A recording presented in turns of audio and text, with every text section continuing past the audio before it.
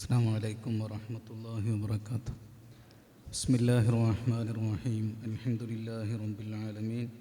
വസ്സലാത്തു വസ്സലാമു അലാ സയ്യിദിൽ അംബിയാഇ വൽ മുർസലീൻ വഅലാ ആലിഹി വസഹ്ബിഹി അജ്മഈൻ. അമ്മാ ബഅദ്. ഏറ്റവും ബഹുമാനമുള്ള ഉസ്താദുമാരെ, പ്രിയപ്പെട്ട വിദ്യാർത്ഥി സുഹൃത്തുക്കൾ, ഇനി ദീർഘമായ ഒരു വിഷയാവതരണം ഇവിടെ തീരെ പ്രസക്തമല്ല എന്നെനിക്കറിയാം. ബഹുമാനപ്പെട്ട ഉസ്താദുമാർ നമ്മുടെ പ്രമേയത്തെക്കുറിച്ചും ഈ പരിപാടിയുടെ സാങ്കത്യത്തെക്കുറിച്ചും ഒക്കെ ഇവിടെ വളരെ വിശദമായി സംസാരിക്കുകയുണ്ടായി. ഒന്ന് രണ്ട് കാര്യങ്ങൾ മാത്രം പറഞ്ഞ് ഞാൻ നിർത്തും. ഒരു 2 ആഴ്ച മുമ്പ് ഞാൻ മദീനയിലാണ് ഉണ്ടായിരുന്നത്. രാവിലെ 3 മണിക്ക് ഞാൻ താമസിക്കുന്ന ഹോട്ടലിൻ്റെ പരിസരത്തുനിന്ന് ഒരു ശബ്ദം, ജനങ്ങളുടെ സൗണ്ട്, അവരിങ്ങനെ സംസാരിക്കുന്ന ശബ്ദം കേട്ടപ്പോൾ ജനവാതിൽ തുറന്ന് പുറത്തേക്ക് നോക്കിയപ്പോൾ ജനങ്ങളൊക്കെ ഒരേ ദിശയിലിങ്ങനെ സഞ്ചരിക്കുകയാണ്. ഞാൻ മനസ്സിലാക്കി അടുത്ത് റെയിൽവേ സ്റ്റേഷൻ ഉണ്ടാകും, അല്ലെങ്കിൽ മറ്റെന്തെങ്കിലും ഉണ്ടാകും, അങ്ങോട്ട് പോകുകയായിരിക്കും ഇത്രയും നല്ല കഠിനമായി ഉറങ്ങേണ്ട സമയത്ത് എന്നാണ് മനസ്സിലാക്കിയത്. പക്ഷേ ആ ഒഴുക്ക് എങ്ങോട്ടായിരുന്നു എന്ന് കുറച്ച് ദിവസങ്ങൾ കഴിഞ്ഞപ്പോൾ എനിക്ക് മനസ്സിലായി. ലോകത്ത് മനുഷ്യവാസമുള്ള ഏത് സ്ഥലം നമ്മൾ എടുത്തു നോക്കിയാലും സുബഹിൻ്റെ മുമ്പ്, അല്ലെങ്കിൽ ഏർലി മോർണിംഗ്, അല്ലെങ്കിൽ പ്രഭാതത്തിൽ, അല്ലെങ്കിൽ പ്രഭാതം ആരംഭിക്കുന്ന ഏറ്റവും മഹനീയമായ സമയത്ത് ജനങ്ങൾ മുക്കിൽ നിന്നും മൂലയിൽ നിന്നും ഒരുമിച്ച് കൂടുന്ന ഒരു സ്ഥലം അള്ളാഹുവിൻ്റെ ലോകത്ത് ഉണ്ട് എന്നുണ്ടെങ്കിൽ, അത് ഇത്രയും ആളുകൾ ഒരുമിച്ച് കൂടുന്ന ഒരു സ്ഥലമുണ്ട് എന്നുണ്ടെങ്കിൽ അത് പരിശുദ്ധ മക്കയിലും മദീനയിലുമാണ്. എന്തുകൊണ്ടാണ് എല്ലാം ത്യജിച്ച് നല്ല തണുപ്പുള്ള രാത്രികളിൽ പോലും ജനങ്ങൾ ഇങ്ങനെ ഒഴുകുന്നത്? അവിടെ പുതപ്പിട്ട് കിടന്നുറങ്ങാമായിരുന്നു, പലതും ചെയ്യാമായിരുന്നു. അതെല്ലാം ഒഴിവാക്കി ലക്ഷക്കണക്കിന് മനുഷ്യരെ ഒരേ ദിശയിലേക്ക് ചലിപ്പിച്ചു കൊണ്ടിരിക്കുന്ന ആ ഘടകം, അത് ലോകത്ത് മറ്റൊരാൾക്കും ചെയ്യാൻ കഴിയൂല. നമ്മൾ ശരിക്കും മനസ്സിലാക്കണം, ലോകത്ത് ഇഷ്ടം പോലെ വ്യക്തിത്വങ്ങൾ പരിചയപ്പെടുത്തുന്നുണ്ട്. എല്ലാ മതങ്ങളും പരിചയപ്പെടുത്തുന്നുണ്ട്, എല്ലാ രാഷ്ട്രീയ പാർട്ടികളും പരിചയപ്പെടുത്തുന്നുണ്ട്. പക്ഷേ ഏറ്റവും മിനിമം ഒരു ചോദ്യം നമുക്ക് അവരോടൊക്കെ ചോദിക്കാൻ പറ്റും. ലോകത്ത് ഇന്ന് ജീവിക്കുന്ന ലക്ഷക്കണക്കിന് മനുഷ്യരെ സുബഹിൻ്റെ മുമ്പ്, അല്ലെങ്കിൽ പ്രഭാതത്തിൽ 3 മണിക്കോ 4 മണിക്കോ നിങ്ങൾ ഒരു സ്ഥലത്തേക്ക് ഒരുമിച്ച് കൂട്ടാൻ, ഒരു കമ്പൽഷനും ഒരു നിർബന്ധവുമില്ലാതെ ഒരു സ്ഥലത്തേക്ക് ഒരുമിച്ച് കൂട്ടാൻ കഴിയുന്ന ഒരു നേതാവ്, ഏറ്റവും സിമ്പിളായിട്ടുള്ളൊരു ചോദ്യമാണ്. ഈ ഒരു സിമ്പിൾ ചോദ്യത്തിന് പോലും ലോകത്ത് മറ്റൊരു നേതാവിനെ നമുക്ക് കാണിച്ചു തരാൻ കഴിയൂല. എന്താണ് നബി സല്ലല്ലാഹു അലൈഹി വസല്ലമ തങ്ങൾ ഇവിടെ വരുത്തിയ ദൗത്യത്തിൻ്റെ ആഴം എന്ന് നമുക്ക് അപ്പോൾ മനസ്സിലാവും. നബി തങ്ങൾ എന്നുള്ളത് ഇവിടെ ശാസ്ത്രത്തെ പരിചയപ്പെടുത്തി, അല്ലെങ്കിൽ ആകാശങ്ങൾ കീഴടക്കി, അല്ലെങ്കിൽ ഭൂമികൾ വെട്ടിപ്പിടിച്ചു, ഇതിൻ്റെയൊക്കെ അപ്പുറത്തേക്ക് ഏറ്റവും ഒരു ചെറിയ കാര്യത്തെക്കുറിച്ചാണ് നമ്മൾ സംസാരിക്കുന്നത്. അപ്പോൾ ഇത്രമാത്രം ജനങ്ങളെ സംസ്കരിച്ച ഒരു നേതാവ്, അതാണ് നബി സല്ലല്ലാഹു അലൈഹി വസല്ലമ തങ്ങൾ. ഈ സംസ്കാരം എത്രമാത്രം, ഈ സംസ്കാരം ലോകം മൊത്തം വ്യാപിച്ചു. നബി തങ്ങൾ വരുന്നത് 1400 വർഷങ്ങൾക്ക് മുമ്പാണ് എന്ന് നമുക്കൊക്കെ അറിയാം. ഇന്നും ലോകത്തിന് പിടിപാടില്ലാത്ത കാര്യങ്ങൾ അക്കാലഘട്ടത്തിൽ നബി സല്ലല്ലാഹു അലൈഹി വസല്ലമ തങ്ങൾ പറഞ്ഞു. ഇപ്പോൾ ഉദാഹരണമായിട്ട് പറയുക, നമുക്ക് ഒരു ക്രിമിനൽ കുറ്റം ചുമത്തപ്പെട്ട ഒരു വ്യക്തിയെ ശിക്ഷിക്കേണ്ട ഒരു മാനുവലുണ്ട് നമ്മളെ ഇന്ത്യ ഗവൺമെൻറ്. അത് പണ്ട് IPC എന്ന പേരിലായിരുന്നു, ഇന്ത്യൻ പീനൽ കോഡ് ആക്ട്, അങ്ങനെയായിരുന്നു അറിഞ്ഞത്. ഇപ്പോൾ അതിൻ്റെ പേര് ഹിന്ദിയിലേക്ക് മാറ്റി പുതിയ പേരിൽ അത് ആവിഷ്കരിച്ചു. ഇങ്ങനെ IPC ആണെങ്കിലും പുതിയ പേരിൽ വന്ന സംഗതിയാണെങ്കിലും, ഡിഫേമേഷൻ എന്ന് പറയുന്ന മാനനഷ്ടക്കേസ് എന്ന് പറയുന്ന ഒരു കേസുണ്ട്. അത് നമ്മൾ IPCയിൽ ആദ്യമല്ല വന്നത്, അത് ഏറ്റവും അവസാനമാണ് വന്നത്. എന്തുകൊണ്ടാണ് IPCയിൽ അത് അവസാനം വന്നത്? ലോകത്ത് മനുഷ്യന് മാനമുണ്ട്, മാനം സംരക്ഷിക്കേണ്ടതുണ്ട് എന്ന് ലോകത്തിന് വെളിപ്പെട്ടത് ഏറ്റവും റീസെൻ്റായിട്ടാണ്. ഇന്ന് ലോകത്തിലുള്ള 200-ലധികം രാഷ്ട്രങ്ങൾ എടുത്തു നോക്കിയാൽ പകുതി രാഷ്ട്രങ്ങളിൽ പോലും അഭിമാനം സംരക്ഷിക്കണം എന്നുള്ള ഒരു ബോധം അവരുടെ ഒന്നും ഭരണഘടനയിലും ഇല്ല, ഇത്തരം പീനൽ ആക്റ്റുകളിലും ഇല്ല. പിന്നെ എന്താണുള്ളത്? മനുഷ്യൻ്റെ മാനം അവന് സംരക്ഷിക്കപ്പെടാതിരിക്കാം. മനുഷ്യന് അവൻ്റെ ആവിഷ്കാര സ്വാതന്ത്ര്യത്തിൻ്റെ മേലെയല്ല അഭിമാനം, ആവിഷ്കാര സ്വാതന്ത്ര്യമാണ് എല്ലാം എന്ന് പറഞ്ഞ് ലോകത്ത് ഇപ്പോഴും ചില രാഷ്ട്രങ്ങളുണ്ട് എന്നുള്ളതാണ് വസ്തുത. എന്നാൽ ഇന്ത്യ പോലത്തെ ചില രാഷ്ട്രങ്ങളൊക്കെ അഭിമാനം സംരക്ഷിക്കപ്പെടേണ്ടതാണ് എന്നുള്ള നിലക്കാണ് ഡിഫേമേഷൻ എന്ന് പറയുന്ന പുതിയൊരു ക്ലോസ് കൊണ്ടുവന്നത്. എന്നാൽ നബി സല്ലല്ലാഹു അലൈഹി വസല്ലമ തങ്ങൾ ഈ ആധുനിക ലോകത്ത് ജീവിച്ചൊരു വ്യക്തിയല്ല. 14 നൂറ്റാണ്ട് മുമ്പ് ലോകത്തെ ജനങ്ങളോട് പറഞ്ഞു, നിങ്ങളുടെ അഭിമാനം, അതുപോലെ നിങ്ങളുടെ ജീവൻ, നിങ്ങളുടെ സ്വത്ത് എല്ലാം വളരെ പവിത്രമാണ്. ഇന്ന അംവാലക്കും അഅറാലക്കും അലൈക്കും ഹറാം കഹുറുമത്തി യോമിക്കും ഹാദ എന്ന് പറയുന്ന ഹദീസ് നമുക്കറിയാം.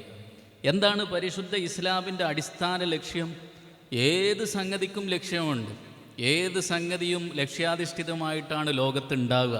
പ്രത്യേകിച്ചും വളരെ സീരിയസ് ആയിട്ട് നിർമ്മിക്കപ്പെട്ടൊരു സംഗതിക്ക് ലക്ഷ്യമുണ്ടാവും. പരിശുദ്ധ ശരീഅത്തിനും ഇസ്ലാമിനും ഒരു ലക്ഷ്യമുണ്ട്. ആ ലക്ഷ്യത്തിൽ ഏറ്റവും പ്രധാനപ്പെട്ടത് ഹിഫ്ലുൽ ഇർള് എന്നുള്ളതാണ്, അഭിമാനം സംരക്ഷിക്കുക എന്നുള്ളതാണ്. അഭിമാനം സംരക്ഷിക്കപ്പെടണമെന്ന് 1400 വർഷങ്ങൾ മുമ്പ് പറഞ്ഞ ഒരു പ്രസ്ഥാനത്തിൻ്റെ നേതാവിൻ്റെ അനുയായികളാണ് നമ്മൾ. എങ്കിൽ മറ്റുള്ളവർക്ക് ഇതൊക്കെ പറയാൻ കാലം എത്ര മുന്നോട്ട് പോന്നു എന്ന് നിങ്ങൾ ആലോചിച്ച് നോക്കൂ. ഇതുപോലെ ലോകത്ത് അവകാശങ്ങളെക്കുറിച്ച് ഏറ്റവും ആദ്യം സംസാരിച്ചത് നബി സല്ലല്ലാഹു അലൈഹി വസല്ലമ തങ്ങളാണ്. ലോകത്തുള്ള മുഴുവൻ ഭരണഘടനകളും, ഭരണഘടന എന്നുള്ളൊരു പദം തന്നെ ലോകത്തിന് സമ്മാനിച്ചത് നബി സല്ലല്ലാഹു അലൈഹി വസല്ലമ തങ്ങളാണ്. ലോകത്തിലെ ഏറ്റവും വലിയ പഴക്കമുള്ള ഭരണഘടനയ്ക്ക് പോലും 300 വർഷത്തെ പഴക്കമില്ല എന്നുള്ളതാണ് യാഥാർത്ഥ്യം. എന്നാൽ നബി സല്ലല്ലാഹു അലൈഹി വസല്ലമ തങ്ങൾ മദീനയിൽ വന്നപ്പോൾ ആദ്യമായിട്ട് മദീനക്കാർക്ക് സംഭാവന ചെയ്തത് ഒരു ദസ്തൂറുൽ മദീന എന്നുള്ളതാണ്. മദീന അല്ലെങ്കിൽ സ്വഹീഫത്തുൽ മദീന എന്ന് പറയുന്ന ഒരു ഭരണഘടന, റിട്ടൺ ഭരണഘടന ലോകത്തിന് സമ്മാനിച്ചു. റിട്ടൺ ഭരണഘടനയ്ക്ക്, എഴുതപ്പെട്ട ഭരണഘടനയ്ക്കൊരു പ്രത്യേകതയുണ്ട്. ലോകത്ത് ബ്രിട്ടീഷുകാരുടെ ഭരണഘടന അത് വാചകത്തിലുള്ള ഭരണഘടനയാണ്. ചില ആചാരങ്ങൾ, കസ്റ്റംസ് എന്നാ പറയുക, ചില ആചാരങ്ങളും അനുഷ്ഠാനങ്ങളും നടന്നു പോരുന്ന ശീലങ്ങളുമാണ്. അങ്ങനെ പറയാനുള്ളൊരു കാരണം എന്താ? എഴുതപ്പെടാൻ അവർ അശക്തരാണ് എന്നുള്ളതുകൊണ്ടുകൂടിയാണ് അതങ്ങനെ ആയിപ്പോയത്. ഇന്ത്യയുടെ പ്രത്യേകത എന്താ? ഇന്ത്യയിൽ എഴുതപ്പെട്ട ഭരണഘടന ഉണ്ട് എന്നുള്ളതാണ്. ഭരണഘടന എഴുതപ്പെടുക എന്നുള്ളത് വളരെ വലിയൊരു സംഗതിയായിട്ട് ഇന്നും ലോകം ആഘോഷിക്കപ്പെടുന്നു. കാരണം എഴുതപ്പെട്ടാൽ അതങ്ങനെയുണ്ട്, പിന്നീട് അതിനെ മാറ്റത്തിരുത്തലുകൾക്ക് വിധേയമാക്കാൻ പറ്റൂല.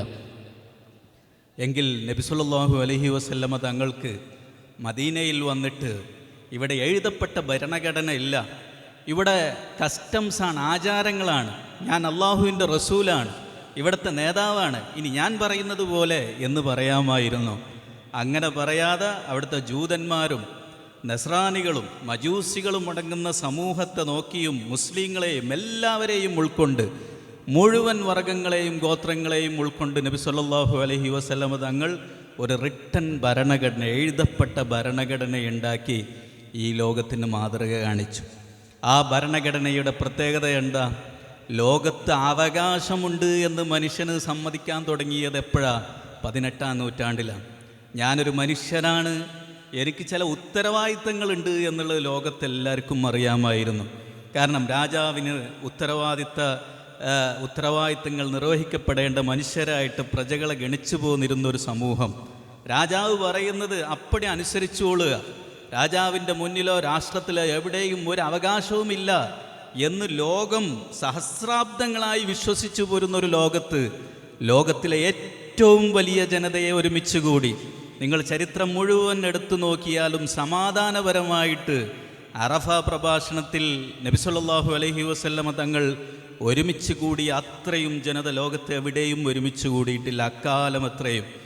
ഒരുപക്ഷെ ചരിത്രത്തിൽ അശോകൻ അല്ലെങ്കിൽ അതുപോലത്തെ ആളുകളൊക്കെ ആയിരക്കണക്കിന് ആളുകളെ കൊല്ലാൻ വേണ്ടി, യുദ്ധത്തിന് വേണ്ടിയിട്ട് ആളുകൾ ഒരുമിച്ച് കൂട്ടിയിട്ടുണ്ടാവാം. അല്ലാതെ സമാധാനപരമായിട്ട് ലോകത്തോട് അവകാശങ്ങൾ വിളിച്ചു പറയാൻ ഒരു നേതാവ് തൻ്റെ അനുയായികളെ വിളിച്ചു വരുത്തി, ലക്ഷക്കണക്കിന് ജനങ്ങളെ വിളിച്ചു വരുത്തിയിട്ട് പറഞ്ഞു കൊടുക്കുന്നത് ഉത്തരവാദിത്തത്തെക്കുറിച്ച് മാത്രമല്ല, അവകാശങ്ങളെക്കുറിച്ചുമാണ്. ലോകത്തുള്ള മുഴുവൻ നേതാക്കളെയും നിങ്ങൾ പരിശോധിച്ച് നോക്കുക. ഏത് നേതാവാണ് തൻ്റെ അനുയായികളെ, ലക്ഷക്കണക്കിന് അനുയായികളെ വിളിച്ചു വരുത്തി അവകാശങ്ങൾ അവരോട് പഠിപ്പിച്ചു കൊടുത്തത് എന്ന് നമ്മൾ ചോദിച്ചാൽ മറ്റൊരു നേതാവിനെയും നമുക്ക് കാണാൻ കഴിയൂല. എല്ലാ നേതാക്കളും അനുയായികളുടെ ബലത്തിൽ നേതൃസ്ഥാനത്ത് വിരാജിച്ചു എന്നുള്ളതിലപ്പുറം, അല്ലെങ്കിൽ ചരിത്രങ്ങൾ സൃഷ്ടിക്കാൻ വേണ്ടിയിട്ട് മനഃപൂർവ്വം ചില ശ്രമങ്ങൾ നടത്തി എന്നുള്ളതിലപ്പുറം നബി സല്ലല്ലാഹു അലൈഹി വസല്ലമ തങ്ങൾ ജനങ്ങളുടെ അവകാശങ്ങൾക്ക് വേണ്ടി ശബ്ദിച്ചതുപോലെ ഒരു നേതാവും ശബ്ദിച്ചിട്ടില്ല.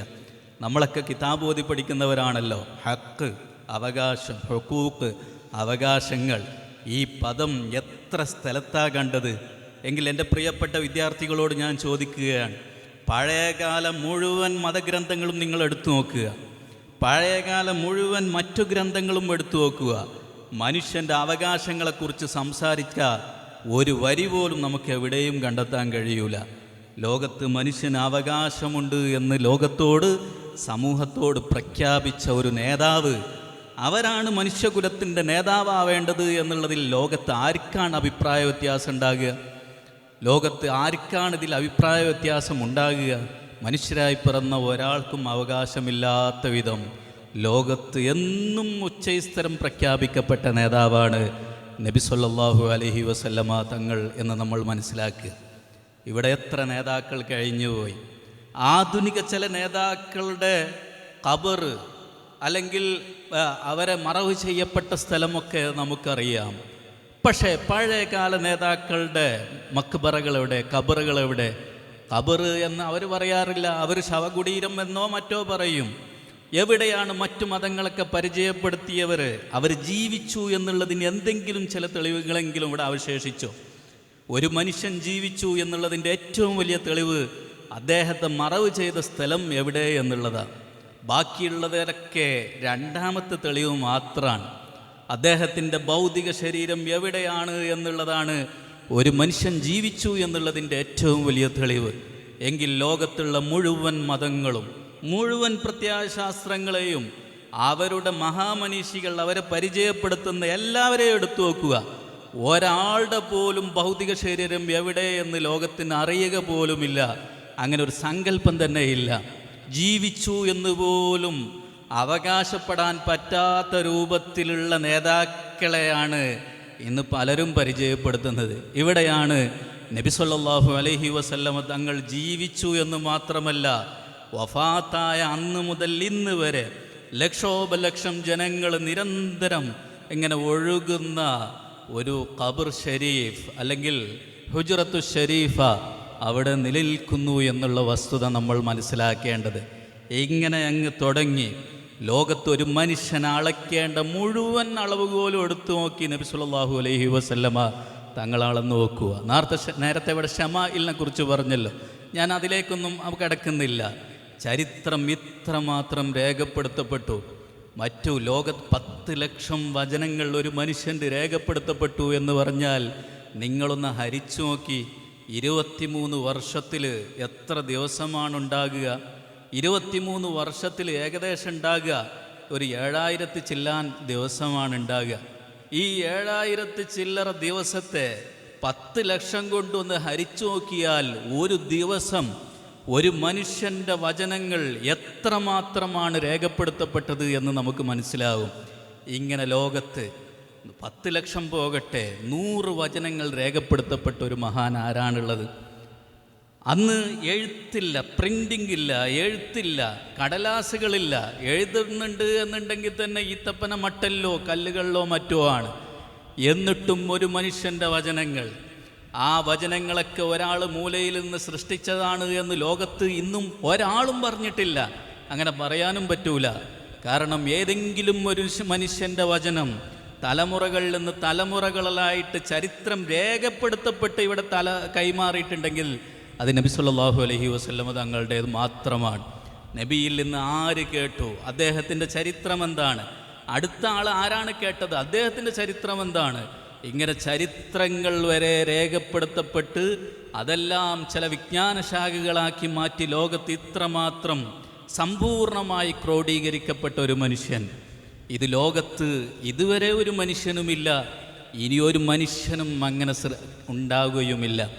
നമ്മൾ 800 കോടി ജനങ്ങൾ ജീവിക്കുന്ന ഒരു സമൂഹത്തിൽ വെച്ചാണ് പ്രസംഗിക്കുന്നത് ഞാനിത് പറയുന്നത്. നമുക്ക് ഈ സമൂഹത്തോട്, ലോകത്തോട് ഉച്ചസ്ഥരം നമുക്ക് ചോദിക്കാൻ പറ്റും. അമേരിക്കക്ക് പ്രസിഡൻ്റ് ഉണ്ടല്ലോ, റഷ്യക്ക് പ്രസിഡൻ്റ് ഉണ്ടല്ലോ, ഇവിടെ വളരെ വലിയ മതമേലധ്യക്ഷന്മാർ ഇന്നും ജീവിച്ചിരിക്കുന്നുണ്ടല്ലോ. അവരുടെ താടിയുടെ രോമം എത്ര നരച്ചു എന്ന് ഇന്ന് ജീവിച്ചിരിക്കുന്ന സമയത്ത് ആരെങ്കിലും രേഖപ്പെടുത്തപ്പെട്ടിട്ടുണ്ടോ? അവരുടെ മുടി എത്ര നരച്ചു എന്ന് രേഖപ്പെടുത്തപ്പെട്ടിട്ടുണ്ടോ? അവരുടെ മീശയുടെ കോലം രേഖപ്പെടുത്തപ്പെട്ടിട്ടുണ്ടോ? എന്താണ് രേഖപ്പെടുത്തപ്പെട്ടിട്ടുള്ളത്?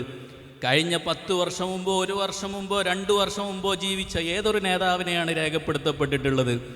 നമുക്ക് ഉറച്ചു പറയാം, ഈ സമൂഹത്തോട് വളരെ സന്തോഷപൂർവ്വം നമുക്ക് ഉണർത്താനുള്ളത്, അല്ലെങ്കിൽ നമുക്ക് പറയാനുള്ളത്, നബി സല്ലല്ലാഹു അലൈഹി വസല്ലമ തങ്ങളെ രേഖപ്പെടുത്തപ്പെട്ടതുപോലെ, അവിടുത്തെ ശമാഇൽ, അവിടുത്തെ വിശേഷങ്ങൾ രേഖപ്പെടുത്തപ്പെട്ടതുപോലെ ലോകത്തൊരു മനുഷ്യനെയും രേഖപ്പെടുത്തപ്പെടില്ല. ഇത്രമാത്രം സൂക്ഷ്മമായിട്ടാണ് സമൂഹം നബി തങ്ങളെ പഠിച്ചത്. സലാഹുദ്ദീൻ അൽ മുനജ്ജദ് എന്ന് പറയുന്ന ഇന്നും ലോകത്ത് അറിയപ്പെട്ട ഒരു എഴുത്തുകാരനുണ്ട്, അറേബ്യൻ എഴുത്തുകാരനാണ്.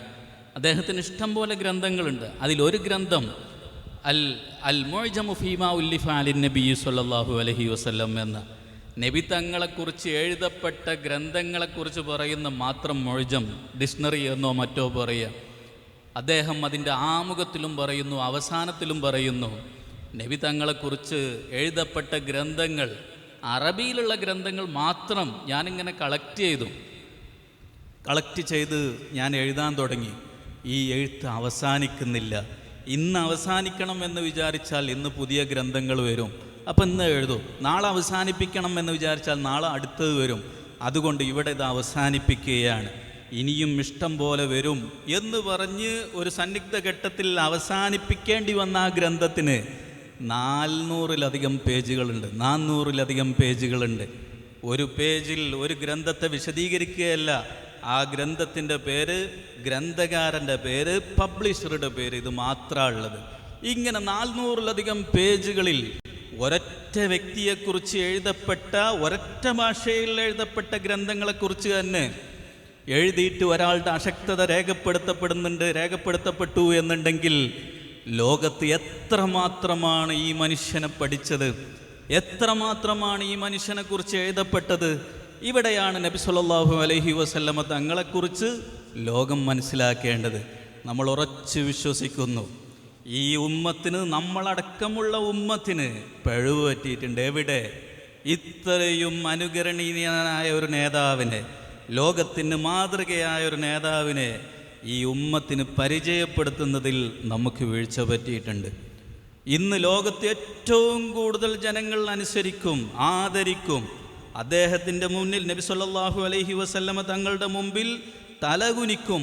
ലോകം മർക്കടമുഷ്ടിയില്ലാത്ത എല്ലാവരും അംഗീകരിക്കുന്ന ഒരു നേതാവായി നബി തങ്ങൾ വാഴുമെന്ന് ഉറപ്പാണ്. പക്ഷേ പരിചയപ്പെടുത്തുന്നതിൽ നമ്മൾക്ക്, അനുയായികൾക്ക് തന്നെ വേണ്ടത്ര വിജയിക്കാൻ കഴിഞ്ഞില്ല എന്നുള്ളത് മാത്രമാണ് നമ്മൾ മനസ്സിലാക്കേണ്ടത്. അതുകൊണ്ട് എൻ്റെ പ്രിയപ്പെട്ട സുഹൃത്തുക്കളോട് എനിക്ക് പറയാനുള്ളത്, നമ്മുടെ ദൗത്യം വളരെ വലുതാണ്. ഈ നേതാവിനെ നമ്മൾ ഏതർത്ഥത്തിലും അവതരിപ്പിച്ചാൽ, ഞാനിനി നിങ്ങളെ ഇരുത്തി മുഷിപ്പിക്കുന്നില്ല, ഏതർത്ഥത്തിലും നമ്മൾ അവതരിപ്പിച്ചാൽ നമുക്ക് ഏറ്റവും പെർഫെക്റ്റ് ആയിട്ടുള്ളൊരു നേതാവിനെയാണ് കിട്ടുക. സ്വഭാവമോ ശമായിലോ ആ അർത്ഥത്തിൽ മാത്രമല്ല, അധ്യാപനങ്ങളിൽ തന്നെ. ഇന്നിപ്പോൾ ലോകത്ത് ജനാധിപത്യത്തെ, ഞാനൊരൊറ്റ ഉദാഹരണം പറഞ്ഞ് നിർത്തുകയാണ്. ജനാധിപത്യമാണ് ലോകത്തിലെ ഏറ്റവും വലിയ മൂല്യം എന്നൊക്കെ പറഞ്ഞ് വളരെ വലിയ വാശിയൊടിക്കുന്നവരുണ്ട്. പ്രത്യേകിച്ചും ലോകത്തിൻ്റെ വ്യത്യസ്ത ദിക്കുകളിൽ നടക്കുന്ന വിപ്ലവങ്ങൾ ചൂണ്ടിക്കാട്ടി ജനാധിപത്യമാണ് എല്ലാം എന്ന് പറഞ്ഞ് നടക്കുന്നവരുണ്ട്. ചിലരൊക്കെ പറഞ്ഞു ജനാധിപത്യത്തിന് വളരെ കുറഞ്ഞ ആയുസ്സേ ഉള്ളൂ, അല്ലെങ്കിൽ അടുത്ത കാലത്ത് രൂപപ്പെട്ടു വന്ന ഒരു ആശയമാണ് നബി സല്ലല്ലാഹു അലൈഹി വസല്ലമ തങ്ങൾ ഇത്തരം കാര്യങ്ങളൊന്നും പരിചയപ്പെടുത്തിയിട്ടില്ല എന്നൊക്കെയാണ് ചിലരെങ്കിലും വാദിക്കാൻ ശ്രമിക്കുന്നത്. നമ്മൾ മനസ്സിലാക്കേണ്ടത് ജനാധിപത്യത്തിന് ചില മൂല്യങ്ങളുണ്ട്. ജനാധിപത്യം എന്നുള്ളത് ഇതിനെ ഒരു പ്രക്രിയയായി മാത്രം, ഒരു പ്രോസസ്സായി മാത്രം വിശേഷിപ്പിക്കപ്പെടുന്നുണ്ട്. ഇന്ത്യയിൽ എന്താണ് സംഭവിക്കുന്നത്? ഇന്ത്യയിൽ ജനാധിപത്യം ഒരു പ്രക്രിയ മാത്രമാണ്. ഇന്ത്യയിൽ ജനാധിപത്യത്തിൻ്റെ ഒരു മൂല്യങ്ങളുമില്ല എന്ന് പറഞ്ഞാൽ അത് ഒരു പരിധിവരെ ശരിയാണ്. പ്രതിപക്ഷത്തെ പൂർണ്ണമായും മുഖവിലക്കെടുക്കുന്ന ഒരു രാഷ്ട്രീയ സംവിധാനമല്ല ഇന്ത്യ. ജനാധിപത്യത്തിൻ്റെ മൂല്യം എന്ന് പറയുന്നത് അങ്ങനെയാണ്. ജനങ്ങളെ പൂർണ്ണമായിട്ടും വിശ്വാസത്തിലെടുത്ത് ചെയ്യേണ്ടതാണ് ജനാധിപത്യം എന്ന് പറയുന്നത്. അത് ഇന്ത്യയിൽ എത്രമാത്രമുണ്ട് എന്ന് നമ്മൾ അനലൈസ് ചെയ്യേണ്ടതാണ്. പക്ഷേ ജനാധിപത്യ പ്രക്രിയ ഇന്ത്യയിൽ നടക്കുന്നുണ്ട്. ജനങ്ങൾ വോട്ട് ചെയ്യുന്നു, ഒരാളെ തിരഞ്ഞെടുക്കുന്നു. ലോകത്തുള്ള ഒരു വിഭാഗം ജനത അവരൊരു പ്രത്യേക മതത്തിൻ്റെ ആളുകളായി ഒരു രാഷ്ട്രത്തിൽ, അല്ലെങ്കിൽ ഒരു പ്രത്യേകമായ ഭാഷയുടെ ആളുകളായി, അല്ലെങ്കിൽ അവരെല്ലാവരും ഇല്ലിറ്ററേറ്ററായി വിവരമില്ലാത്ത കുറച്ച് ആൾക്കാർ ഒരുമിച്ച് കൂടി നോക്കുമ്പോൾ അവർ ലോകത്തിലെ ആ രാഷ്ട്രത്തിലെ ഭൂരിപക്ഷമുണ്ട് എന്നുണ്ടെങ്കിൽ ആ ഇല്ലിറ്ററേറ്റായിട്ടുള്ള അക്ഷരാഭ്യാസമില്ലാത്ത ഒരാളെ അതിൽ നിന്ന് തിരഞ്ഞെടുക്കണം എന്നുള്ളതാണ് ജനാധിപത്യ പ്രക്രിയ നമ്മോട് ആവശ്യപ്പെടുന്നത്. എങ്കിൽ നബി സല്ലല്ലാഹു അലൈഹി വസല്ലമ തങ്ങൾ ആവശ്യപ്പെട്ട ജനാധിപത്യം ഇങ്ങനത്തെ ഒരു ജനാധിപത്യ പ്രക്രിയയല്ല. ജനാധിപത്യ മൂല്യങ്ങളെയാണ് നബി സല്ലല്ലാഹു അലൈഹി വസല്ലമ തങ്ങൾ പഠിപ്പിച്ചത്. ഒരു ഖലീഫയെ, ഭരണാധികാരി, അദ്ദേഹം മുജ്തഹിദായിരിക്കണം, ലോകത്തിലെ ഏറ്റവും നല്ല പണ്ഡിതനായിരിക്കണം, നീതിമാനായിരിക്കണം, തറവാടുള്ള ആളായിരിക്കണം. ഇങ്ങനെ എല്ലാ ഗുണങ്ങളും എണ്ണിപ്പറഞ്ഞതിന് ശേഷം അത്തരം ഒരാളെ സെലക്ട് ചെയ്യാനുള്ള അധികാരം അഹ്ലുൽ ഹല്ലി വൽ അഖ്ദിന് കൊടുത്തു. അത് എം പിമാരല്ല അഹ്ലുൽ ഹല്ലി വൽ അഖ്ദ് എന്ന് പറയുന്നത്. അല്ലെങ്കിൽ എം പിമാർ മാത്രമല്ല, അതിൽ പണ്ഡിതന്മാരുണ്ടാവണം, വിദ്യാഭ്യാസ വിചക്ഷണരുണ്ടാവണം, സമൂഹത്തിലെ ഉയർന്ന തട്ടിൽ കാര്യശേഷിയുള്ള കാര്യപ്രാപ്തിയുള്ള എല്ലാവരും ഉണ്ടാവണം. അവർ കൂടിയിട്ടാണ് ഒരു ഭരണാധികാരിയെ തിരഞ്ഞെടുക്കേണ്ടത്. നമ്മുടെ നാട്ടിൽ സുപ്രീം കോടതിയിലെ ജഡ്ജിയെയും ചീഫ് ജസ്റ്റിസിനെയും മറ്റൊക്കെ തിരഞ്ഞെടുക്കുന്ന പ്രക്രിയ പോലത്തൊരു ജനാധിപത്യ പ്രക്രിയയെ നബി തങ്ങൾ പരിചയപ്പെടുത്തി. അതോടൊപ്പം തന്നെ ജനാധിപത്യ മൂല്യങ്ങളെയും പരിചയപ്പെടുത്തി. ഇനി ഇന്ത്യയിൽ നിന്ന് നമ്മളൊന്ന് ചിന്തിച്ചു നോക്കൂ. ഇങ്ങനെ എല്ലാ വിവരവും ഒത്ത ഏത് നിരക്ഷരനും ഇവിടെ അധികാരത്തിൽ വരാം, ഇത്രയും കോടിക്കണക്കിന് ജനങ്ങളുടെ ഭാവി കൊണ്ട് പന്താടാം എന്നുള്ള ഒരു സംവിധാനത്തെ പരിചയപ്പെടുത്തുന്നതിന് പകരം ഈ ലോകത്ത്, ഈ രാഷ്ട്രത്തിൽ ഏറ്റവും നല്ല ഒരു ഭരണാധികാരിയെ തിരഞ്ഞെടുക്കേണ്ടതിൻ്റെ ഒരു ഉത്തമമായ പ്രോസസ്സ് ഇസ്ലാം പരിചയപ്പെടുത്തിയതുപോലെ ഇന്ത്യയിലെങ്ങാനും നടപ്പാക്കിയിരുന്നുവെങ്കിൽ ഇന്ത്യ എന്ന് അനുഭവിക്കുന്ന ഒരു പ്രശ്നവും ഉണ്ടാവില്ലായിരുന്നു. ഒരു മതത്തിൻ്റെ മേൽക്കോയ്മയോ, ഒരു ഭാഷയുടെ മേൽക്കോയ്മയോ, ഒരു പ്രദേശത്തിൻ്റെ മേൽക്കോയ്മയോ ഉണ്ടാവില്ലായിരുന്നു. ഇങ്ങനെ നമ്മൾ ലോകത്തിൻ്റെ എന്ത് പ്രശ്നങ്ങൾ എടുത്തു നോക്കിയാലും, അത് പ്രാദേശിക പ്രശ്നമാണെങ്കിലും ദേശീയ പ്രശ്നമാണെങ്കിലും അന്താരാഷ്ട്ര പ്രശ്നമാണെങ്കിലും നബി സല്ലല്ലാഹു അലൈഹി വസല്ലമ തങ്ങൾ എന്ത് പറഞ്ഞു എന്ന് ഈ സമൂഹത്തോട് നമുക്ക് പറയാൻ കഴിയണം. ഈ സമൂഹം അത് ഉൾക്കൊണ്ടാൽ ഒരാൾക്കും അതൊരു എതിരഭിപ്രായം പറയാൻ കഴിയൂല. അത്രമാത്രം പെർഫെക്റ്റ് ആയിട്ടുള്ളൊരു നിയമസംഹിത, അധ്യാപന സംവിധാനത്തെയാണ്, അല്ലെങ്കിൽ ചില ടീച്ചിങ്സുകളെയാണ് നബി സല്ലല്ലാഹു അലൈഹി വസല്ലമ തങ്ങൾ ഇവിടെ പരിചയപ്പെടുത്തിയത്. അതുകൊണ്ട് എൻ്റെ പ്രിയപ്പെട്ട സുഹൃത്തുക്കളോട് എനിക്ക് പറയാനുള്ളത്, ഈ ഫെസ്റ്റ് മുനാഫസ എന്ന് പറയുന്ന ഈ ഫെസ്റ്റ് ഇത് നമ്മുടെ ജീവിതത്തിൻ്റെ ഒരു നിമിത്തമാവണം. ലക്ഷോപലക്ഷം കോടാനക്കോടി ഗ്രന്ഥങ്ങളിൽ ഒരു മനുഷ്യനെക്കുറിച്ച് എഴുതപ്പെട്ടിട്ടുണ്ട് എന്നുണ്ടെങ്കിൽ അതിൽ എത്ര ഗ്രന്ഥങ്ങൾ വായിച്ച് ഈ സമൂഹത്തിന് നമ്മൾ ഈ മഹാനായ മനീഷിയെ പരിചയപ്പെടുത്തി എന്നുള്ളത് ഈ വേദിയിൽ നിന്ന് നെഞ്ചത്ത് കൈവച്ച് നമ്മൾ ചിന്തിക്കേണ്ടതാണ്. നമ്മുടെ നേതാവാണ്, നമ്മുടെ എല്ലാമാണ് എന്ന് പറഞ്ഞ് നമ്മൾ മൗലിദിലും അതുപോലെ നഴത്തിലും ബുർദയിലും മാത്രം അഭിരമിക്കേണ്ടവരല്ല നമ്മൾ. ഒരുപക്ഷെ അക്ഷരാഭ്യാസമില്ലാത്തവരും അല്ലെങ്കിൽ അതിന് മാത്രം കഴിയുന്നവർക്കും അത് മാത്രമേ കഴിയൂ, അവരങ്ങനെ ചെയ്യട്ടെ. നമ്മൾ നമ്മളുടെ ഇഷ്കിനെ അത്തരം മേഖലകളിൽ പ്രകടിപ്പിക്കുന്നതോടൊപ്പം ഏറ്റവും വലിയ ഇഷ്ക് ഈ നേതാവിനെ ലോകത്ത് പരിചയപ്പെടുത്തുക എന്നുള്ളതായിരിക്കണം.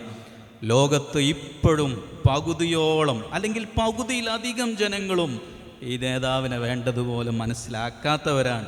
മനസ്സിലാക്കിയിരുന്നുവെങ്കിൽ ഒരാൾക്കും നബി തങ്ങളോട് ശത്രുത ഉണ്ടാവില്ലായിരുന്നു. ആ ദൗത്യം നമ്മൾ ഏറ്റെടുക്കാനുള്ള ഒരു നിമിത്തമായിട്ട് ഈ മുനാഫസ മാറണം എന്ന് ഓർമ്മപ്പെടുത്തി ഞാൻ നീട്ടി സംസാരിക്കുന്നില്ല. ഒരൊറ്റ കാര്യവും കൂടി പറഞ്ഞ് ഞാൻ നിർത്തുകയാണ്. നമ്മളൊക്കെ ഓതിപ്പടിച്ച ഒരു ഗ്രന്ഥമുണ്ട് ജമ്മുൽ ജവാമി. അതിൻ്റെ മത്തിനിൽ നമ്മളിങ്ങനെ കാണാം, വലൈസ ലിക്കുല്ലി ലഫ്ലൻ വലൈസ ലിക്കുല്ലി മായനൻ ലഫ്ലുൻ. എല്ലാ മായനകൾക്കും ലഫ്ലില്ല. ഇത് നമ്മൾ വളരെ ലാഘവത്തോടെ ഒരു പക്ഷേ ഓതിപ്പോയതായിരിക്കും. പക്ഷേ ലോകത്തിൻ്റെ ഒരു വലിയൊരു ആശയമാണ് അത് നൽകിക്കൊണ്ടിരിക്കുന്നത്.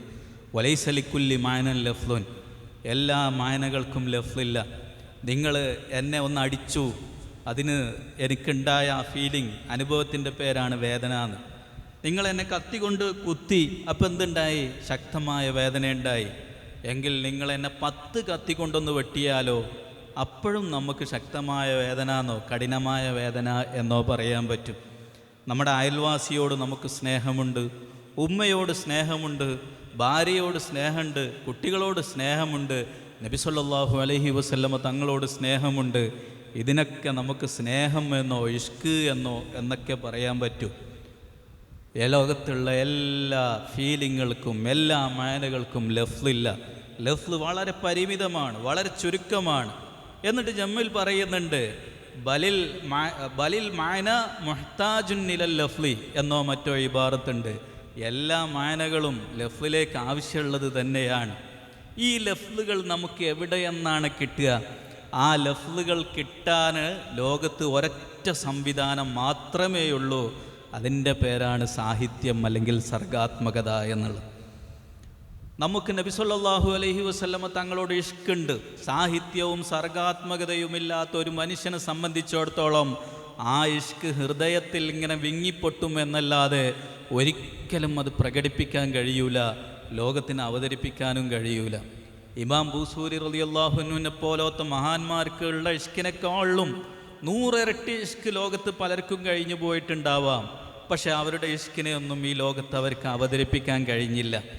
അതുകൊണ്ട് നമുക്ക് നമ്മളുടെ മനസ്സിലുള്ള കാര്യങ്ങളെ 100,000 മായനകൾ നമ്മുടെ മനസ്സിൽ നിരന്തരം ഇങ്ങനെ വിരിഞ്ഞുകൊണ്ടിരിക്കുകയാണ്. ഈ മായനകളെ ലോകത്തിന് വളരെ കൃത്യമായിട്ട് അവതരിപ്പിക്കാൻ കഴിയണമെന്നുണ്ടെങ്കിൽ അത് സാഹിത്യത്തിലൂടെ സർഗാത്മകതയിലൂടെ മാത്രമേ കഴിയൂ.